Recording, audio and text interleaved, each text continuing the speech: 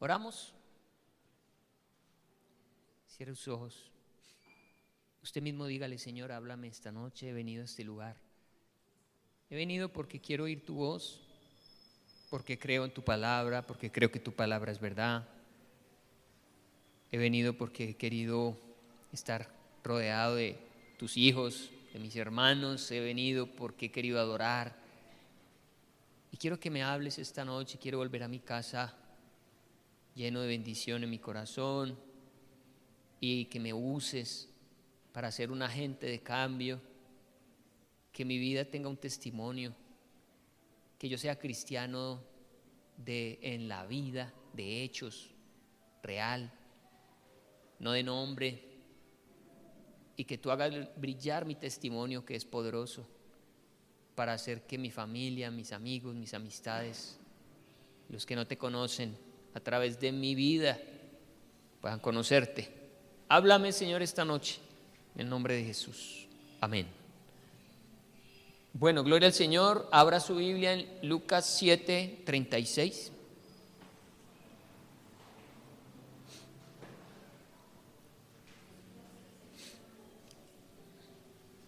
Y vamos a llamar esta enseñanza el poder de nuestro testimonio, el poder de nuestro testimonio. ¿Usted sabía que su testimonio tiene poder? Ese poder se lo da Cristo, amén. Tampoco quiero que vamos a pensar que es que si algo testificamos es por Él y para Él, amén. Es en el poder de Cristo que lo hacemos, pero tiene poder y tenemos que entenderlo. Tenemos que saber que nuestra vida es tremendamente poderosa.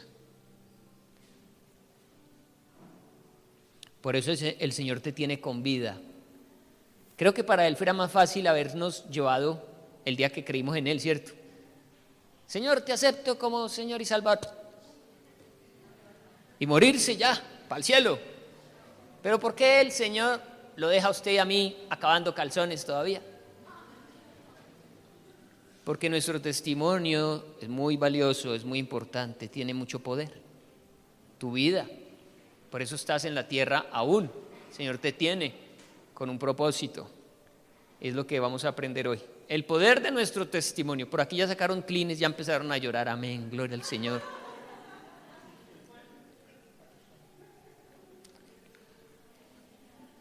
Bueno,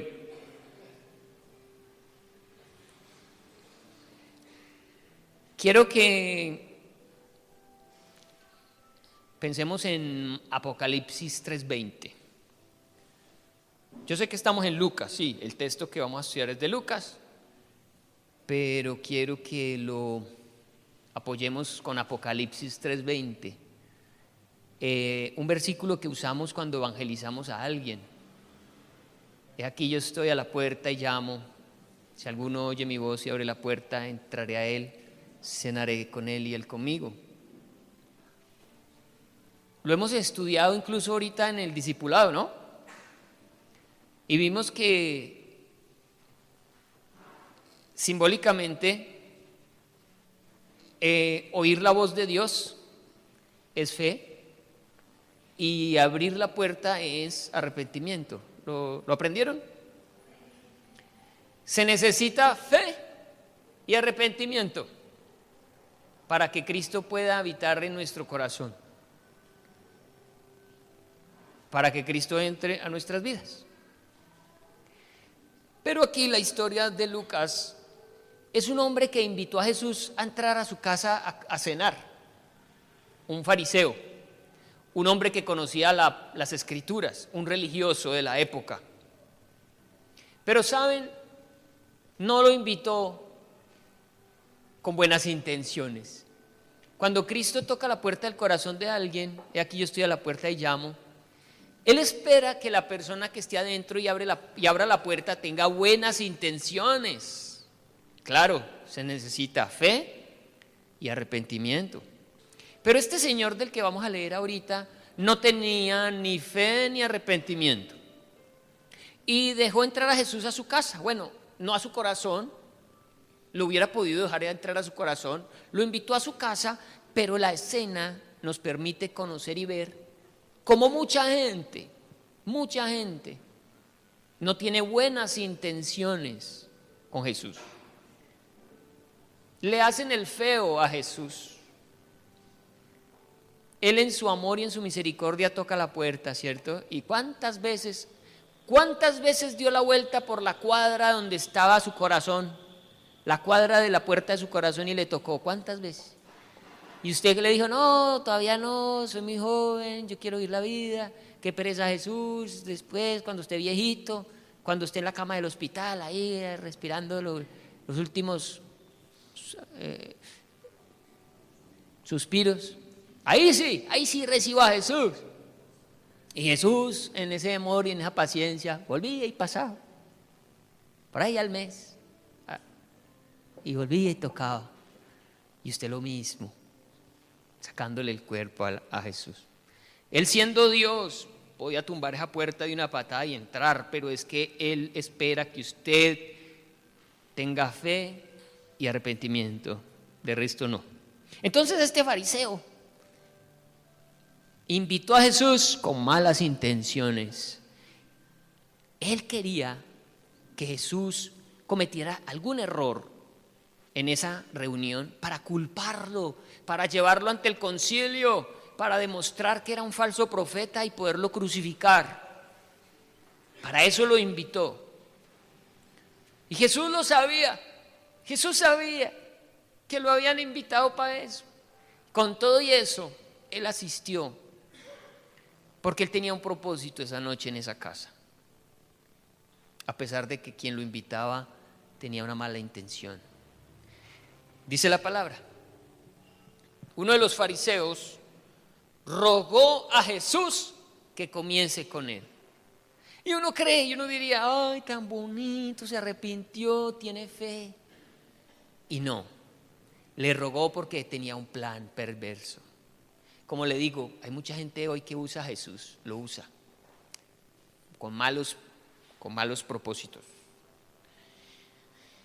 Y habiendo entrado en casa del fariseo, se sentó a la mesa. Si ve cómo se parece mucho al texto de Apocalipsis, aquí yo estoy a la puerta y llamo, si alguno oye mi voz y abre la puerta, entraré a él, cenaré con él y él conmigo. Ahí estaba Jesús cenando con ese fariseo que ni creía ni tenía arrepentimiento, pero Jesús se sentó con él.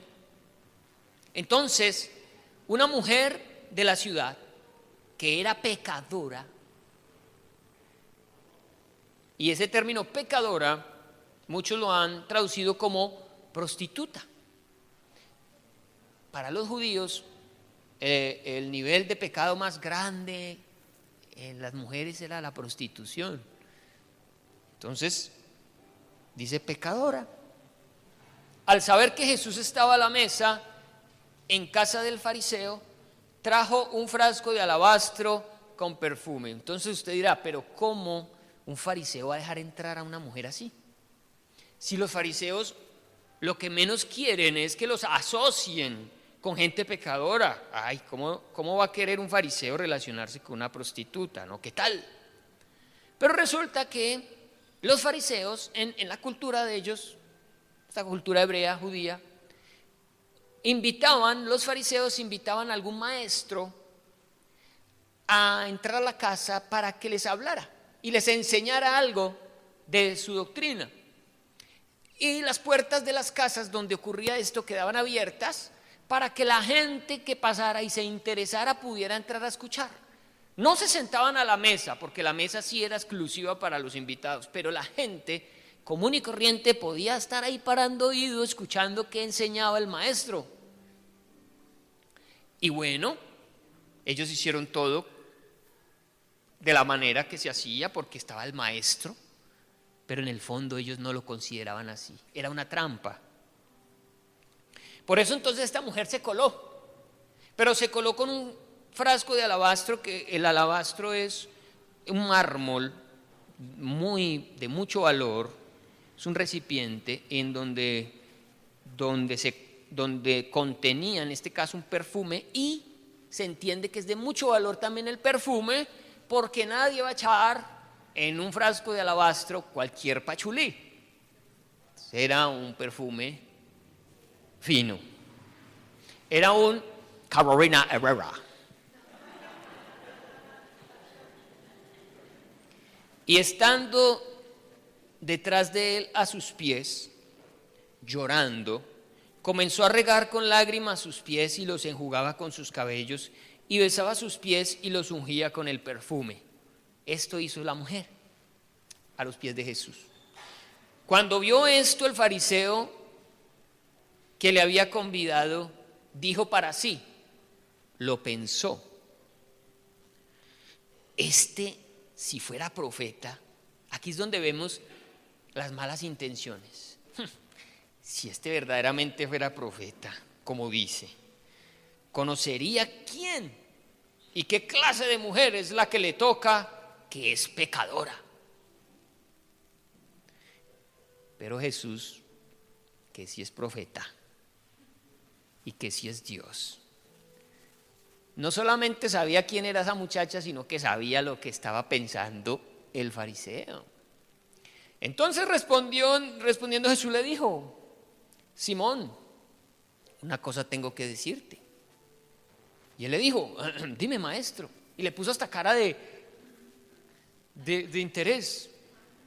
Cuando le valía 5 pesos lo que Jesús fuera a decir. Y Jesús le dijo, un acreedor tenía 2 deudores. El uno le debía 500 denarios y el otro 50. El denario es el valor que el común de la gente ganaba en un día de trabajo. Entonces 500 denarios, hay que trabajar 500 días para pagar 500 denarios, o sea, año y medio larguito, ¿cierto? Y el otro debía 50 denarios, casi 2 meses también de trabajo.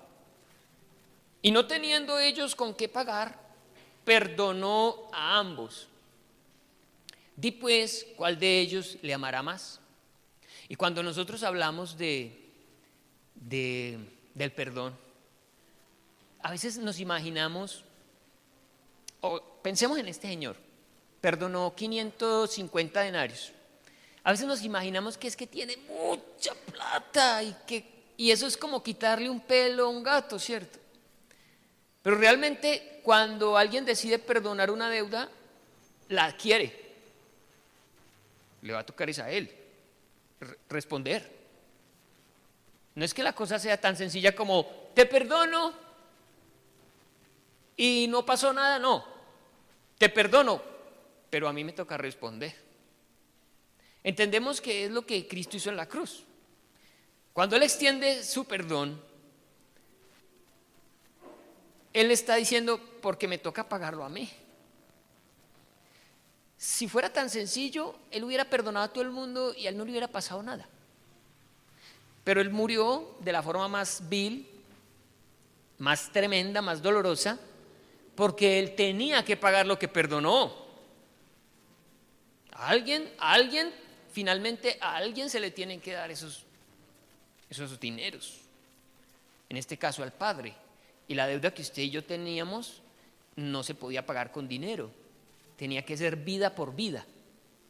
Mira, si tu salvación fuera por plata, Jesús hubiera pagado por ti por plata.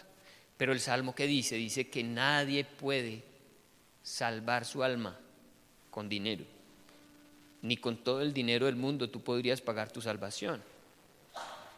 Porque el trámite solo se hace con vida, o más bien con muerte. ¿Cómo iba a pagar Cristo? Con su muerte. ¿Eso sale barato? Cuando Cristo extiende su perdón, en este caso a esta mujer, realmente Él estaba diciendo, tranquila, que el que va a pagar soy yo. Y pagó. Y podía sonar muy a la gente que estaba ahí escuchando una bobada, ay, te perdono.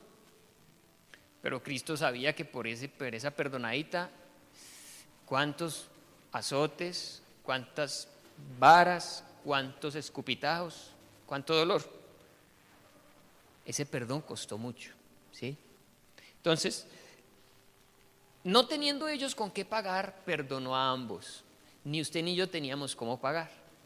Fuimos perdonados porque Él pagó por nosotros. Di pues, ¿cuál de ellos le amará más? Entonces el fariseo se rascó la cabeza y dijo, uy, venga, yo lo traje a para hacerlo quedar a él mal Y ahora me va a hacer quedar mal a mí. ¿Yo qué le digo? ¿Yo qué le contesto? No, yo la fácil, no, lo lógico es al que más le perdonó. Entonces el hombre le contestó. Ahí es delante de todos los amigotes. Le dijo, respondió Simón, dijo, pienso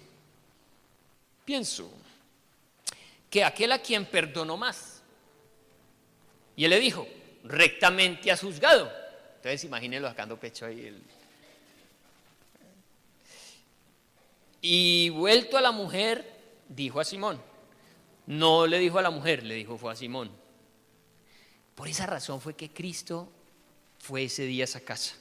Él sabía que la invitación era maluca, que eso que le iban a servir le iba a bajar atravesado, pero que valía la pena estar ahí por una mujer y porque el testimonio de esa mujer podía llegar a impactar la vida de este fariseo. De ahí es en donde decimos que nuestro testimonio tiene poder. El testimonio de esta prostituta, de esta mujer pecadora, le estaba sirviendo a Jesús para darle una enseñanza al fariseo. Tu testimonio, tu vida, la usa Cristo para dar ejemplo a los que no lo conocen, a los que quizás se burlan de Él, a los que no creen y a los que no se arrepienten. Tu vida. La gente dice, muestra, ¿y cuál Dios? ¿Sabes? Dios se revela a las personas a través de tu vida y de mi vida. Somos cartas abiertas y leídas. Tu vida deja ver a Jesús, porque mucha gente está esperando ver algo. Y cuando miran a un cristiano, qué bueno fuera que vieran a Jesús. Qué bueno fuera tener un testimonio vivo de que hay un Dios verdadero. ¿Por qué? Porque era que tú eras algo antes y ellos te conocían así, pero ahora te ven de otra manera. Y por más que quieran negar que algo pasó con tu vida, tu testimonio demuestra que hay un Dios. Pueden decir muchas cosas, a usted lo embobaron, le lavaron el cerebro, quién sabe cuántas cosas pueden decir, pero tu testimonio es poderoso. Contra eso no pueden decir nada. Ahora lo triste es un cristiano que no tiene testimonio. Y cuando digo testimonio no es que usted se siente con una persona y decirle, no, es que imagínese que yo era así y el Señor. No, eso es bonito, pero más van a ver tu vida, tu comportamiento, a ver cómo eres en el fondo, a ver cómo es que hablas, cómo es que tratas a los demás. Eso es lo que los va a impactar. Y era lo que Jesús quería que este fariseo entendiera. El fariseo sabía que no iban a creer en él. Jesús sabía que el fariseo no iba a creer, no estaba creyendo en Jesús, pero le iba a dejar una joyita ahí, una mujer que a ojos de todo el mundo era pecadora, pero que a razón de ese momento, ¿qué iba a pasar con ella? Iba a seguir siendo igual. Ese fariseo la iba a tener que volver a ver y se iba a dar cuenta que ya no era pecadora. Tenía que pensar en Jesús, tenía que pensar en que ese hombre transformó la vida de esa mujer. Iba a dejarle a alguien un recordatorio viviente de que hay poder en Cristo para transformar las vidas. Eso eres tú y eso soy yo. Mensajeros vivientes de la palabra de Dios, con un mensaje poderosísimo. Pero qué triste el testimonio que da la iglesia hoy en día. La gente no está viendo a Cristo en las iglesias, en los cristianos. Están viendo que son igual o peor que el resto de la humanidad. Entonces, cuando piensan en un Cristo, ¿qué van a creer? ¿Qué van a pensar? ¿Qué esperanza van a tener si dicen, pues si este que es cristiano vive así?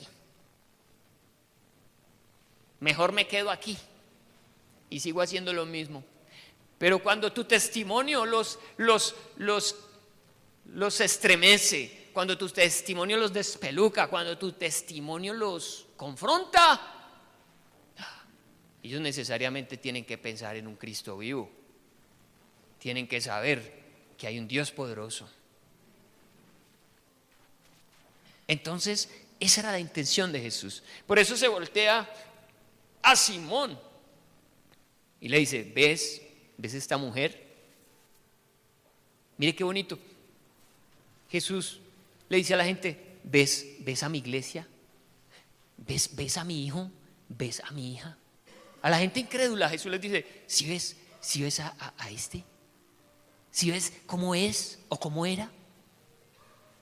Y la gente tiene que voltear a ver qué hizo el fariseo. Tuvo que voltear a ver a esa mujer. Y la va a tener que seguir viendo mucho tiempo más adelante. El Señor te puede poner a ti como ejemplo. Él puede ser: mírenlo a él, mírenlo a ella. Qué bueno que así puede hacer con cada uno de nosotros. ¿Ves esta mujer? Entré en tu casa y no me diste agua para mis pies.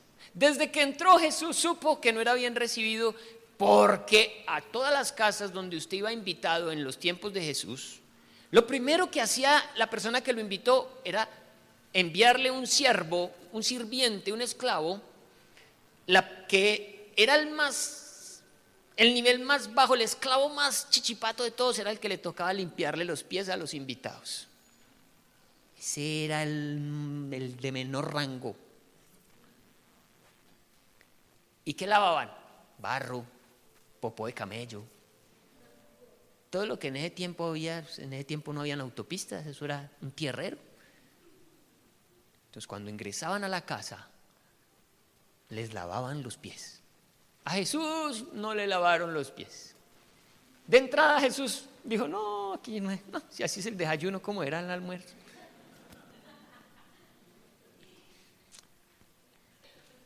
Y yo me imagino ya al fariseo empezándose a avergonzar. Mas esta ha regado mis pies con lágrimas. Le dijo: mira, no es agua, es lágrimas. Ahora, ¿lágrimas de qué? Ya lo vas a entender. ¿Por qué hay lágrimas? ¿Por qué son tan valiosas? Y los han jugado con sus cabellos, los secó. En este tiempo, la mujer debía llevar su cabello cogido. Era indecoroso que una mujer se soltara en público el cabello. Pero a esta mujer no le importó ni llorar ante los pies de Cristo, ni limpiar barro y popó con lágrimas, y ahora con su cabello, se soltó el cabello. Aparte de que era una prostituta, digámoslo así, ahora es una indecente que se suelta el pelo en la casa de un fariseo. ¿Cuántos de nosotros, por pena, por vergüenza, por quedar mal, callamos y no hablamos de Cristo? Y somos agentes secretos del Evangelio, puros agentes 007. Nadie sabe que usted es cristiano, porque muchas veces hay que pasar vergüenzas, que se burlen de uno. Esa mujer no le importó, se soltó el cabello y secó los pies de Jesús con el cabello suelto. Y Jesús lo está diciendo: mire pues a esta mujer, no me diste beso, porque era la otra. Cuando el invitado era importante, el dueño de la casa se acercaba y le daba su beso en el cachete o en el cuello. ¿Recuerdan cuando el padre del hijo pródigo lo vio venir? Una de las manifestaciones: mudos, polvorientos y untados de popó de camello. Esta mujer no le importaba. Es una cristiana enamorada, ¿no? Por Cristo lo que sea. Amén. Por el Señor, así me sepa popó.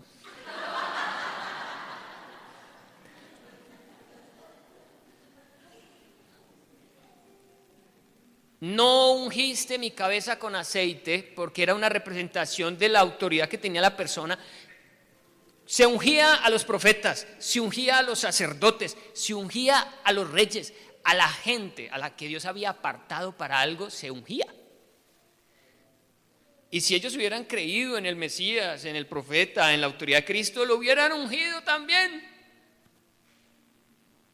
con aceite de oliva, que era el que tenían a la mano, del que venden en el D1 así fuera, que es más barato. O listo, con oleocali. Pero ni siquiera. No ungiste mi cabeza con aceite, mas está ungido con perfume en mis pies. Ni siquiera fue en la cabeza, vuelvo y digo, fue en los pies. Y un perfume muy costoso. Por lo cual te digo que sus muchos pecados le son perdonados. Ahí es en donde uno sabe, Jesús pensó y dijo, uy, aquí, por estas son como, no sé cuántos azotes. Él sabía cuánto le iba a costar ese perdón. Dijo, pero yo le voy a hacer. Yo asumo la deuda que tiene ella, yo la voy a pagar. Y nadie sabía, ese fariseo no tenía ni idea que Cristo iba a pagar, era con su vida, con su sangre, con dolor. Ellos solo escucharon decirle, los pecados le son perdonados, pero no entendían lo que eso significaba, la vida, o mejor dicho, la muerte. Por lo cual te digo que sus muchos pecados le son perdonados, porque amó mucho. Y es muy interesante el término en pasado, amó mucho, porque lo que uno entiende es que cuando a uno lo perdonan es que empieza a amar, es después de perdonado. Pero si a ella la están perdonando en ese momento, ¿por qué ella viene amando antes de ser perdonada? Sería la pregunta. Y hay que explicarlo, porque mucha gente puede decir, mire, pastor, que el perdón de pecados es por obras, porque esta mujer todo lo que hizo para mover el corazón de Cristo para que la perdonara. Y resulta que hay que entender que según el contexto y el término y el uso del verbo, Jesús ya había tenido un encuentro con esta mujer en alguna parte de la ciudad y la había perdonado, ya habían tenido una charla. Esta mujer estaba buscándolo de gratitud porque lo amaba, porque había sido perdonada, y eso fue la que la movió a ella a hacer lo que hizo. Noten que primero es el arrepentimiento, primero es la fe, luego el arrepentimiento y luego sí las obras. Pero nadie puede obrar para luego tener fe y para luego arrepentirse, eso no existe. El orden correcto es fe, arrepentimiento, y esa persona naturalmente por gratitud a sentirse perdonado va a amar, y va a amar mucho.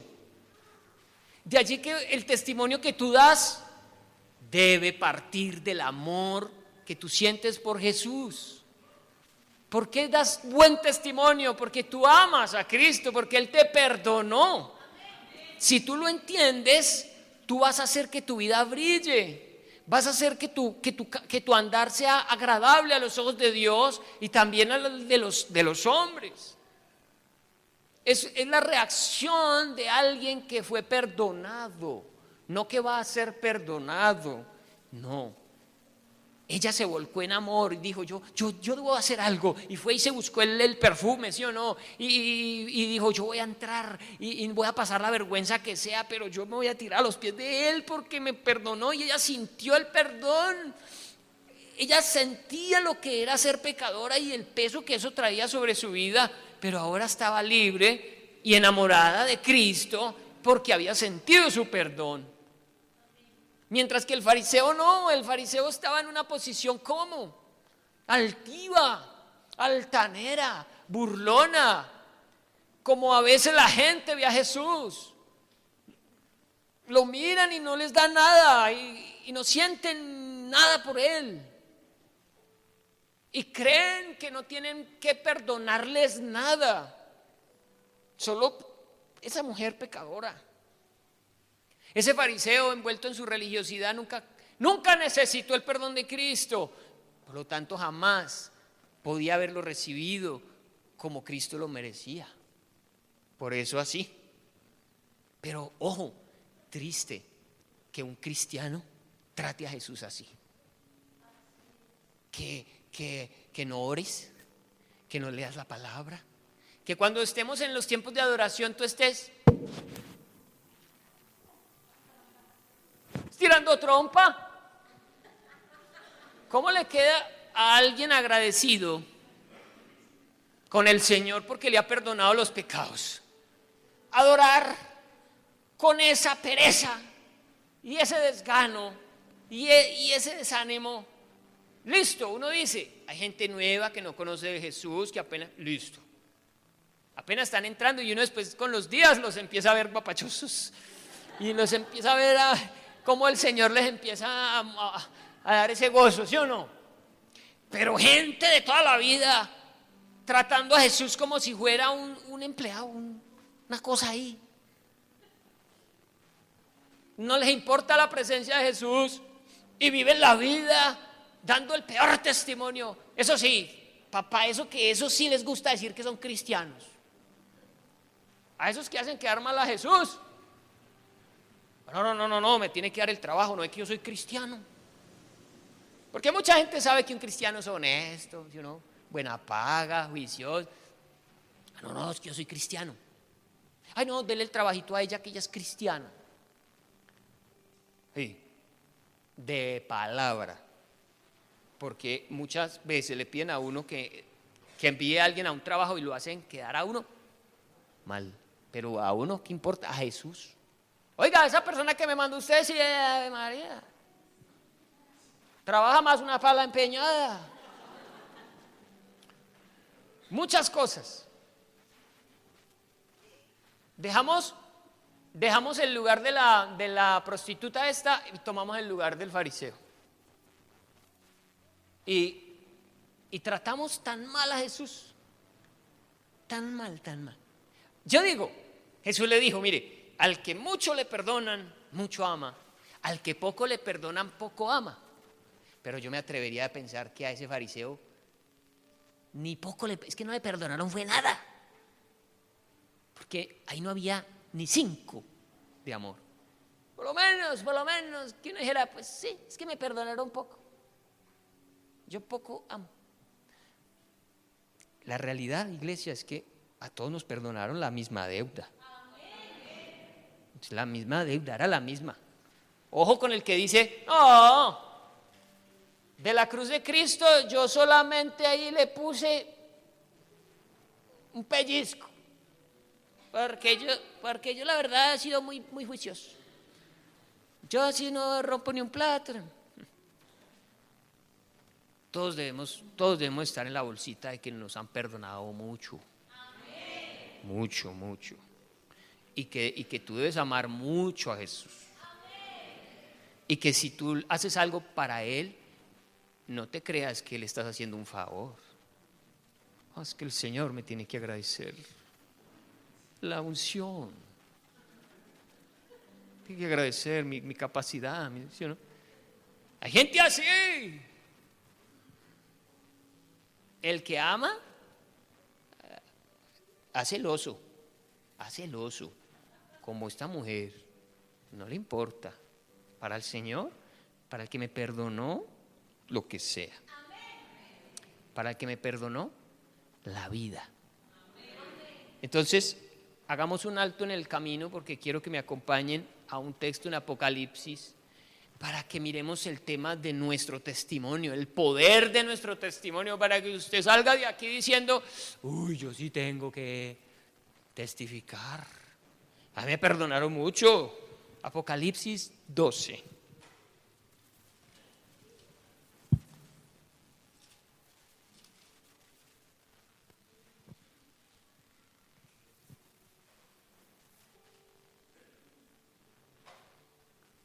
Versículo 9. Y fue lanzado fuera el gran dragón, la serpiente antigua que se llama diablo. Usted sabe que la palabra diablo significa acusador.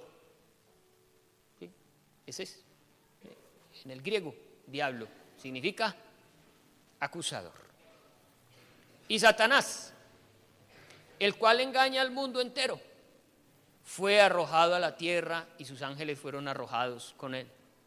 Bueno, ¿conocen ustedes que Satanás un día se rebeló en el cielo y que el Señor lo sacó tallado con la tercera parte de los ángeles? ¿Sí o no? Pero debemos saber algo, y es que a pesar de que él fue despachado de allá, él tenía acceso allá. Él iba de vez en cuando. Iba no, va. Él va. ¿Se acuerdan con Job? Allá fue a poner quejas de Job, a hablarle al Señor de Job, a tentar al Señor para que hiciera algo en contra de Job. Sabemos que el Señor no se deja tentar. Sabemos que si el Señor le permite algo a Satanás es con un propósito. Pero Satanás allá va y como su nombre lo indica, es el acusador. Déjeme decirle que cada vez que usted peca, cada vez él va y lo acusa delante del Señor. ¿Usted sabía eso? El acusador lo sapea a usted de día y de noche. Él le encanta ir a hablar mal de la iglesia. A él le encanta cuando hay problemas en la iglesia y él disfruta viendo las divisiones en las iglesias. Él le encanta destruir iglesias y a los cristianos. Y va y le pone quejas al Señor y nos apea. O sea que cuando usted peca no solamente Dios lo ve, el mismísimo Patas también. Y se va y le dice al Señor: véalo, ahí pecó, véalo, Señor, castíguelo, yo no sé qué le dirá, nos acusa. Entonces está hablando de una escena en la que ese permiso que hoy tiene Satanás le va a ser quitado del todo. Él ya no va a poder ir allá a sapearnos. Ese acceso que hoy tiene ya no lo va a tener más. Lo van a sacar tallado, que es lo que dice el versículo 9, ¿no? Fue arrojado a la tierra, y Satanás, el cual engaña al mundo entero, fue arrojado a la tierra y sus ángeles fueron arrojados con él. Entonces oí una gran voz en el cielo que decía: ahora ha venido la salvación. Ay, como que se lo quitaron de encima y esos ángeles de ay, siquiera, ahora sí. Esto va a ocurrir en los últimos 3 años y medio de la gran tribulación. Recuerden, la tribulación son 7 años. Los primeros 3 años y medio el anticristo va a hacer un pacto con Israel, pero cumplió los 3 años y medio, a Satanás lo van a despachar del cielo. Él va a venir a la tierra y va a venir a aplicarla toda, porque sabe que le queda poco tiempo y son esos últimos 3 años y medio. En el cielo felices porque lo despacharon y ya no va a haber quien esté sapeando allá, pero es el principio de lo que Dios va a hacer a favor de su iglesia, a favor de los tiempos, en la culminación final de todas las cosas y del juicio que le espera a Satanás. Lo primero que él va a hacer es negarle esa entrada, cerrarle ese acceso. Hoy lo tiene, y él nos está sapeando delante del Señor, exigiendo un juicio para tu vida. Entonces oí una gran voz en el cielo que decía: ahora ha venido la salvación, el poder y el reino de nuestro Dios y la autoridad de su Cristo, porque ha sido lanzado fuera el acusador de nuestros hermanos, el que los acusaba delante de nuestro Dios día y noche. ¿Qué sapo es? Día y noche. Y ellos le han vencido por medio de 3 cosas a Satanás. De la sangre del cordero, lógico, sin la sangre del cordero nadie va a vencer a Satanás, olvídese de eso, es lo primero. Y de la palabra del testimonio de ellos, 2. Y 3. ¿Por qué me pierdo? y menospreciaron sus vidas hasta la muerte. 3. La sangre del Cordero, el testimonio que damos con nuestras palabras cuando hablamos de Cristo, pero también si notan que se entrega la vida. La vida. Si ustedes miran la historia de los cristianos, los primeros cristianos fueron perseguidos de una manera brutal, echados a los leones, quemados en hogueras, prendidos como antorchas humanas, crucificados, decapitados.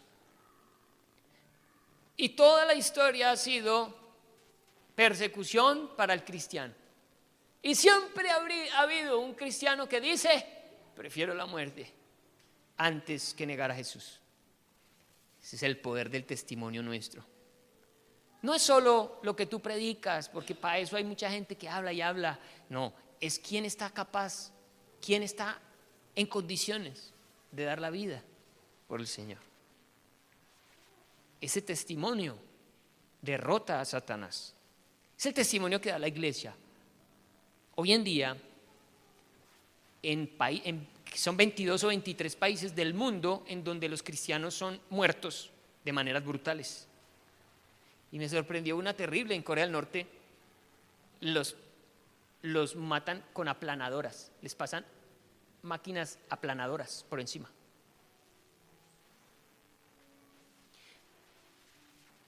Y los cristianos de hoy en día, solo con ver una vieja en beringa,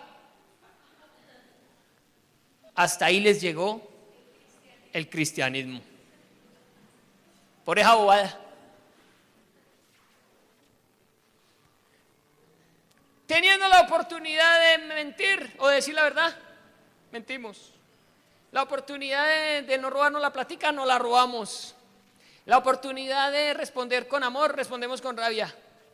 Ay, ¿usted cree que un cristiano de eso le van a decir: venga, le pasamos una planadora por encima y niega a Cristo? Si por menos ya lo vendieron.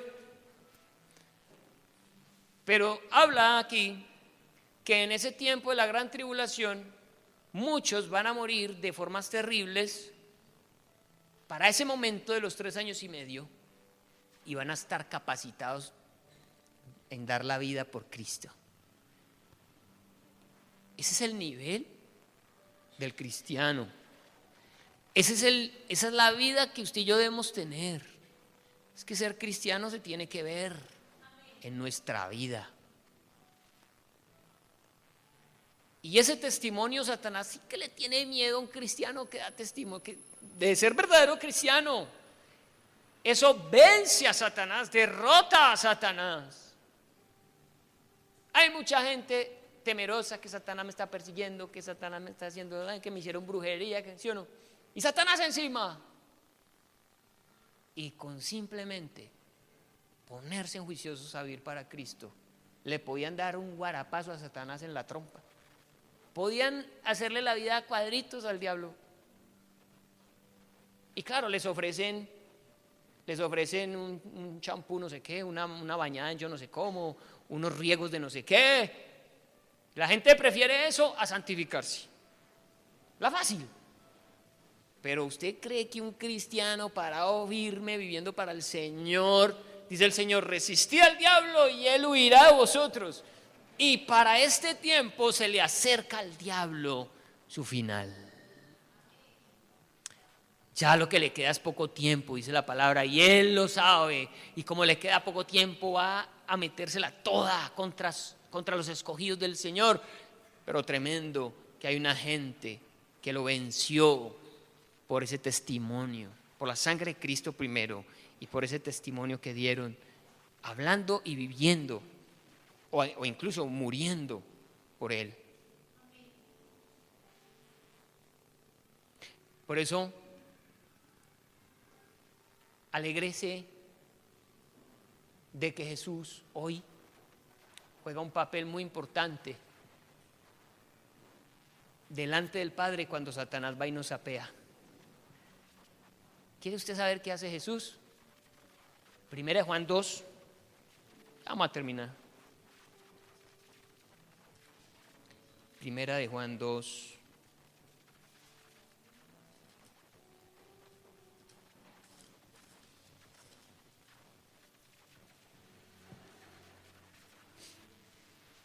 Hijitos míos, versículo 1, 1 Juan 2:1. Hijitos míos, estas cosas os escribo para que no pequéis. Y si alguno hubiere pecado, sepa que Satanás va a ir a sapearlo. Pero, 2, abogado tenemos para con el Padre, a Jesucristo el justo. Y Él es la propiciación por nuestros pecados, y no solamente por los nuestros, sino también por los de todo el mundo. Allá está Cristo. Cada vez que Satanás va y lo sapea a usted, cuando usted es un cristiano, cuando usted es un hijo de Dios, cuando el Espíritu Santo de Dios mora en usted, usted puede pecar, sí, más si alguno hubiere pecado. Allá van y le dicen, vea, ese cristiano, mire, ese pecó. Mire, señor, ese de la iglesia bautista, yo lo vi, ese pecó. Y sale Jesús. No. Calladito, que yo pagué por él. Él es hijo mío. Mi sangre lo cubre. Entonces el Padre dice, mucha. Ah, sí. Ahí se le ve la sangre de Cristo. Ese está lavado con la sangre de Jesús, porque creyó en Jesús, porque se postró delante de su presencia, se arrepintió. Es un verdadero creyente. Ese es el trabajo de Jesús, porque Satanás no haga y no sapianos. Pero un día lo van a sacar tallado. Ya no va a tener ese acceso y se le acerca su final. Va a ser atado por 1000 años. Y durante esos 1000 años el Señor va a gobernar la tierra sin que Satanás friegue la vida. Después de los 1000 años va a ser soltado. Va a volver a engañar a las naciones. Tremendo eso.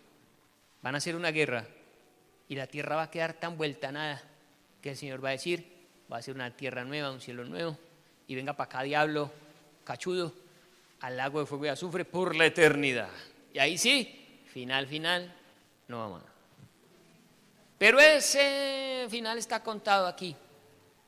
Desde que va a ser echado, va a venir a la tierra, ¿se imagina el poder del engaño que va a tener en esos 3 años y medio? Cuando Él va a poder desatar toda su maldad a libertad aquí en la tierra. Por eso prepárese para ser llevado con Cristo antes, para que no le toque vivir esos tiempos. Pero prepárese de tal manera que si le tocara vivir esos tiempos, usted pudiera dar la vida por Cristo. Que si a usted le tocara, como le ha tocado a muchos y les va a tocar, la vida o Cristo, usted puede decir Cristo. Hoy Satanás le dice,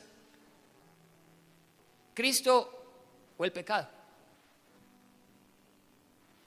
Hemos escogido muchas veces el pecado, pero es tiempo de que cambiemos. Es tiempo de que amemos al que nos perdonó una deuda imperdonable. El poder de nuestro testimonio. Vive de esa manera y muchos van a creer en Cristo por ti, por tu testimonio, por tu ejemplo. No solo por lo que hables, por cómo vivas. ¿Qué nos falta aquí en Lucas para terminar? Y a ella le dijo, tus pecados te son perdonados. Y los que estaban juntamente sentados a la mesa comenzaron a decir entre sí, ¿quién es este que también perdona pecados? Pues alguien que iba a dar la vida por nuestros pecados. Pero él dijo a la mujer, tu fe te ha salvado, ve en paz. ¿Qué se obtiene cuando hemos ido a los pies de Cristo? Paz. Cuando hemos sido perdonados. ¿Pero qué espera Él de ti? Que hagas el oso por amor, que seas capaz de hacer muchas cosas por amor a Él, como esta mujer lo hizo. Pongámonos de pie.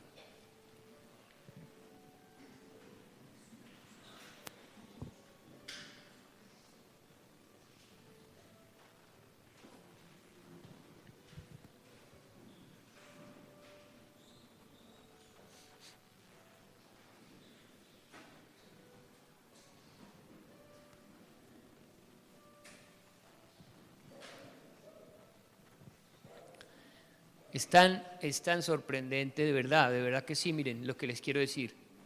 La crisis que vive la iglesia cristiana en el mundo.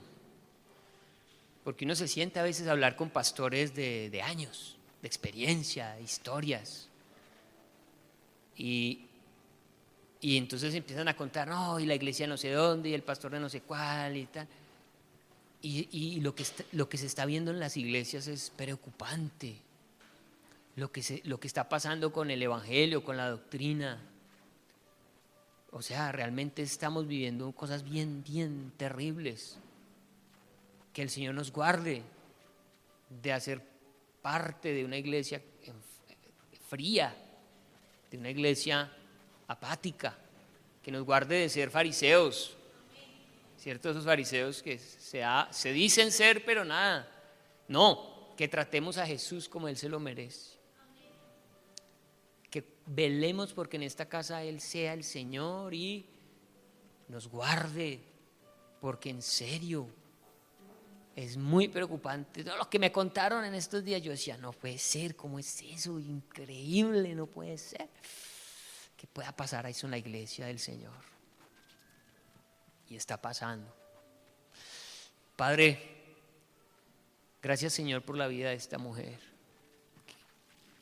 cuyo testimonio no solamente impactó la vida de este fariseo, sino también nuestra propia vida esta noche. Y el testimonio de muchos que han entregado la vida por ti.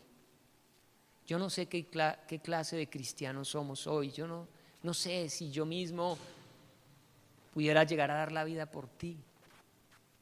Quisiera. Pero entiendo, Señor, que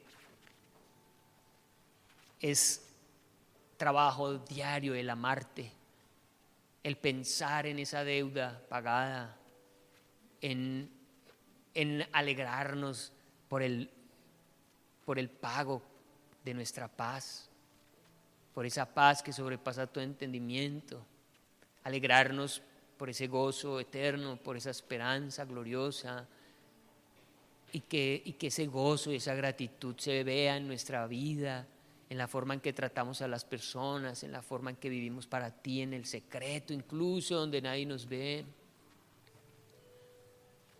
Que tú puedas levantar una generación en medio de nosotros amorosa, enamorada de ti, capaz de hacer locuras por ti, Señor. Guárdanos de tener una mentalidad religiosa, guárdanos de creernos santos. Permítenos siempre recordar de dónde fuimos sacados y cada día poderte buscar con gratitud, con gozo, enjugar tus pies, besar tus pies, derramar en adoración nuestro corazón como un perfume grato, vivir para ti, Señor, hasta en las cosas más simples y más sencillas, y poder escuchar de ti cada día: tus pecados son perdonados, ve en paz. Y vivir en paz, vivir sabiendo que tenemos tu favor, tu respaldo, tu apoyo, tu misericordia, tu perdón. Úsanos con un testimonio poderoso, que realmente nuestra vida sirva para testificarle al mundo que tú eres Dios, que ellos vean que éramos alguien sin ti y ahora somos otras personas contigo, que hay una evidencia. Cuando el mundo busca evidencias, cuando busca milagros, que puedan ver el milagro en nuestras vidas. Somos nosotros el milagro. Nuestra forma de vivir les puede demostrar que tú haces milagros. Que más milagro que transformarnos, que cambiarnos, que hacernos nuevas criaturas. Que más milagro, Señor, que permitirnos disfrutar la salvación. Úsanos para este tiempo en el que las iglesias, Señor, se están apartando. Úsanos en este tiempo en donde la doctrina se está mezclando con engaño. Úsanos en este tiempo en el que Satanás ha multiplicado su capacidad de engañar y quiere destruir la iglesia y quiere destruir el cristianismo. Ayúdanos, Señor, a permanecer firmes. Te lo pedimos en medio de las dificultades, las pruebas, las tentaciones. Derrama, Señor, cada día más unción de tu Espíritu, de tu palabra sobre nuestras vidas, Llévanos a ser esos verdaderos hijos creyentes de testimonio, y que nuestro testimonio le dé dolor de cabeza a Satanás y sirva al final de los tiempos, que caiga sobre él el peso de nuestro testimonio para el juicio eterno que le corresponde. Pero que en el camino muchos a través de nuestra vida te conozcan. Te lo pedimos en el nombre de Jesús, dándote gracias esta noche por tu palabra, Señor. Amén y amén.